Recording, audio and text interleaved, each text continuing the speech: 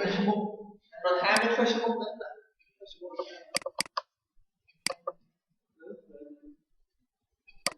បាយនេះគេចូល Facebook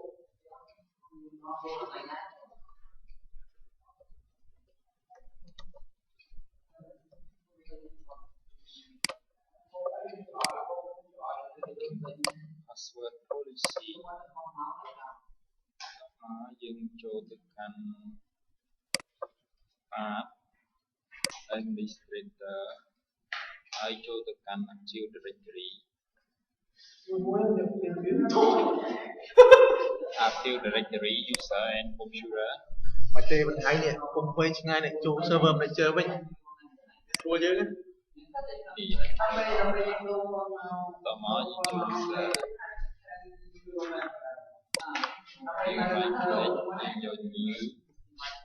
ហើយយើងយក new user ឧទាហរណ៍ username របស់យើងឈ្មោះថាมันជុង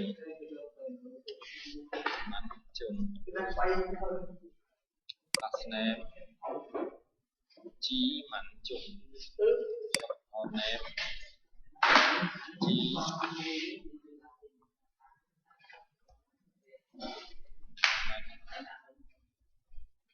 ជុងមកចំណេញហើយយើងដាក់ password ទៅឲ្យ user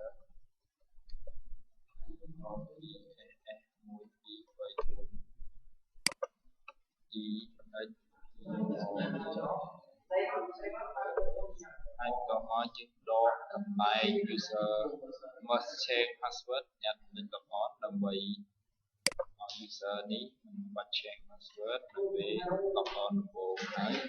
នឹងដាក់ password never expire ចំណេញហើយនឹងពីនេះយើងចាប់តាមចូលរសារបើក user ជីមិនជុង .com over សារណាមួយហើយមួយអូនេះគឺគេហ្នឹងចាំអូអត់ទេអត់ទៀត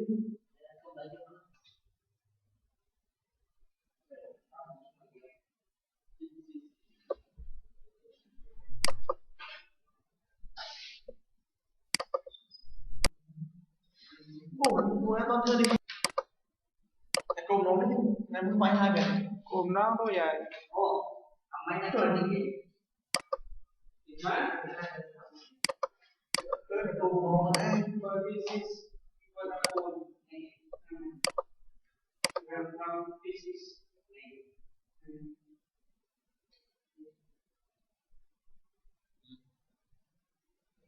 again mas coba lagi refresh time nakon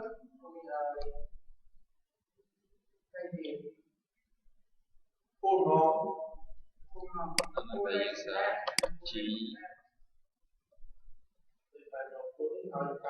mình chung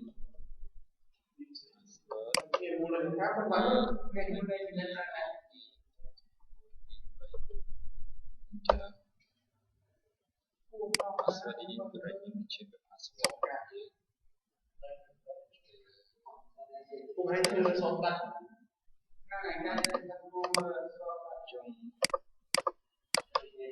Em bán copy thế nào? Copy vì thì sao xíu này là tôi sẽ đây kia tới là bây tôi anh live stream như là song cắt xây song cắt đặt nó là bây giờ tụng chồng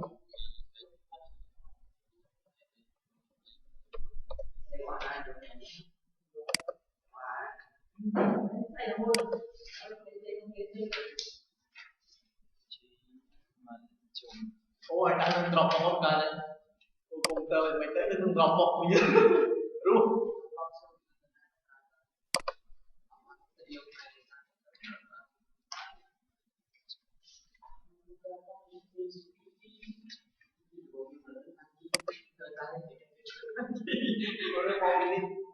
Đặt Android có những cái Android mà ôi hạt chi bạn hạt chi sang Android hết nhưng đặt App Store lên computer mà POP lại ta lên Play Store thì mình lên computer sẽ thành là chi